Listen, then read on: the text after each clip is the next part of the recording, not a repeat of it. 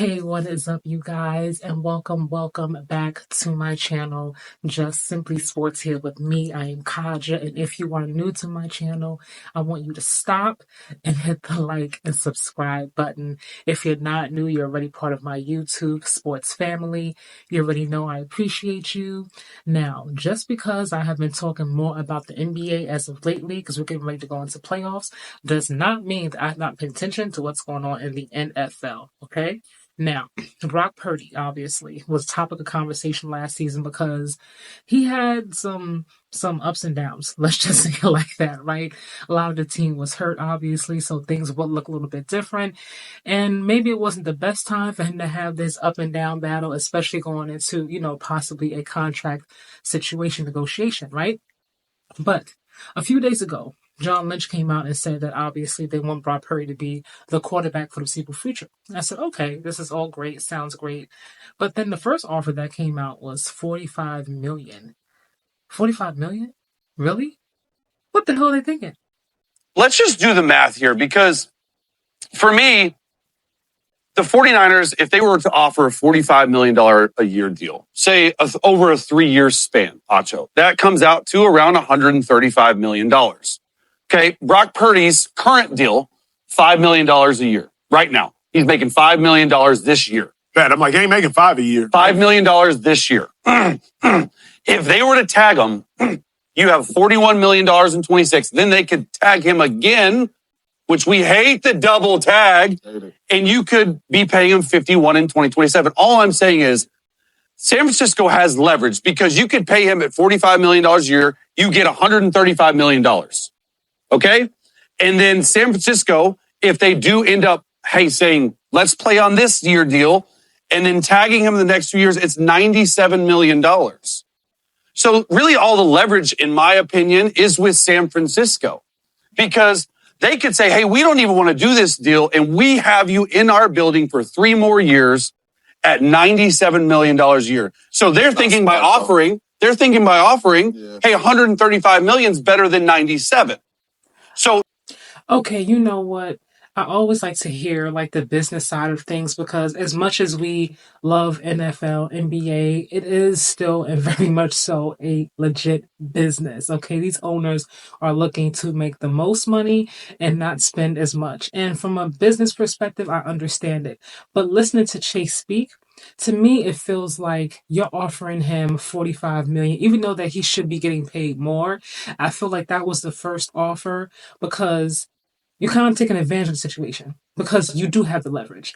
The power is always in ownership unless you are a Dak Prescott, and you have what I don't know who his agent is, but whoever that man is needs to put on a master class, okay? Because Dak is always he always is in the driver's seat when it comes to contracts, the no trade clause. He is always gonna get his money. Forget what he delivers on. He's always going to get his money. And I'm not mad at him. Hey, do what you got to do, right? But back to Brock Purdy, because they do have the leverage. You don't necessarily have to do this deal right now. It's like we're kind of doing you a favor by getting it done now. If we do it now, obviously you get paid a lot more than what you would get if we were to franchise tag you this season and then, of course, next season, right? So it makes sense from a business perspective. However, me personally, you guys, I've said this before on my channel and other videos, I'm big on integrity. Just because you have the upper hand in the situation does not mean that you should use it, so to speak, right? Brock Purdy, by all accounts, I know I've said this before also on my channel, I don't think he's worth $60 million. I don't think Dak is either, but the market dictates that's what he should be getting paid because you can't pay Dak less than Trevor Lawrence. You cannot pay, to me, Brock Purdy, and with all due respect to Trevor Lawrence, Jordan Love, Kyler Murray, and a few others in there, you cannot pay this young man $45 per season when he has accomplished more. That is absolutely absurd, and it is beyond disrespectful. He should feel extremely disrespected. I know that Brock Purdy is looked at as a system quarterback, but they're trying to keep him in that system. We're not talking about him leaving the 49ers and going to the Giants or going to the Raiders or going to Tennessee or whatever have you. We're talking about him being with Kyle Shanahan in that system. That, to me, is like so disrespectful when looking at what he's accomplished. in such a short amount of time. Two NFC championships, and then of course Super Bowl, obviously, right? And if you look at him play, he was the best player on his whole team in that specific game, which is the biggest game of them all on the biggest stage. Because he's not, I guess, maybe physically imposing like a Josh Allen. He doesn't look as electrifying as, let's say, Lamar Jackson. He's not Patrick Mahomes esque. We have to realize that there are a lot more game managers than game changers when it comes to the NFL, at least in my humble opinion. And he's not someone who is going to be a game changer, but he is a game manager. And as long as you have someone like Brock Purdy who is doing his job, who is delivering wins, which is what you want, Super Bowl, that's what you want, that's what you got. How are you going to offer this young man less than you offer someone like Trevor Lawrence, who has not accomplished half of what Brock Purdy has? Respectfully and truly, to me, completely disrespectful. And when you listen to someone like Chase, it almost sounds like he's saying that Brock should take it so that he won't get, he'll end up making more than taking a chance and betting on himself and getting paid less if he decides not to even sign what they're offering him. You got to bet on yourself, in my personal opinion. I'm not going to shortchange myself and sign something because I'm like, man, if I don't sign it, what are they going to do? Are they going to they're gonna franchise tag me. I'm gonna make $5 million. I could make $45 million. No, there's so many ways that this could go to me. Like if ownership's coming to him, right? We don't really know what the whole contract conversation was. We're talking about the actual money, that they offered him, 45, per season, right? I don't know how many years on this deal. I don't know what the incentives are. Does he have a chance to make more? If he hits a certain amount of yards, and how many championship games he gets to, if it's Super Bowl, like, I didn't know all these different things that can be added in a contract. A contract is what you make it, right? So we don't necessarily know all the details. We just know about this first initial offer, 45 per million. And I'm wondering who even leaked this out, right? Because a few days ago, John Lynch said, we want to keep Brock Purdy. That's it. That's all I'm going to say. And that's nothing else. Okay, fine. I get it. Keep it indoors.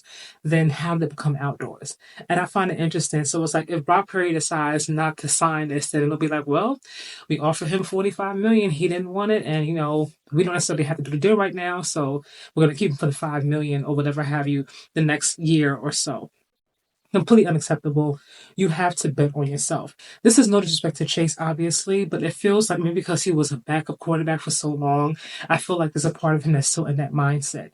You do not shortchange yourself because you're afraid of what may or may not happen. You should always bet on yourself, believe in yourself and your talent. Brock should not take this 45 million per season at all. So disrespectful on so many levels, in my humble and personal opinion, you guys. But what do you think about this whole situation? Do you feel like Brock should just take it because 45 million is still a lot of money? And we saw what he looked like without, Debo, because he was hurt, without, Brandon Ayuk, George Kittle, he was not himself, last season. There was quite a few things that went on within that team. And as a whole, in my opinion, they did not look the same. But for me, if I'm Brock, and this is your first offer, is this what you really think about me? Really and truly. Are you coming to me with this offer because you're trying to save money, by getting this deal done now? And because, you got rid of Debo, Brandon Ayuk, what will he look like when he comes back from injury? Will he still be the same? Will he not be? You're going to bring in some new pieces to help this team get the Super Bowl. If that's the case, then maybe I might understand it. But how are we going to rework the deal so that I still get what I deserve? That's the conversation. I'm not sure what exactly is being said behind closed doors.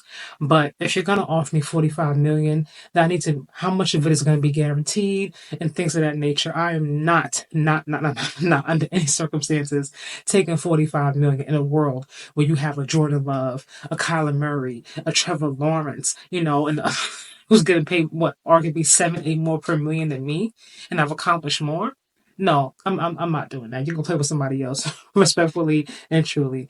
What do you guys think, though? Let me know in those comments, and of course, I will see you in the next video.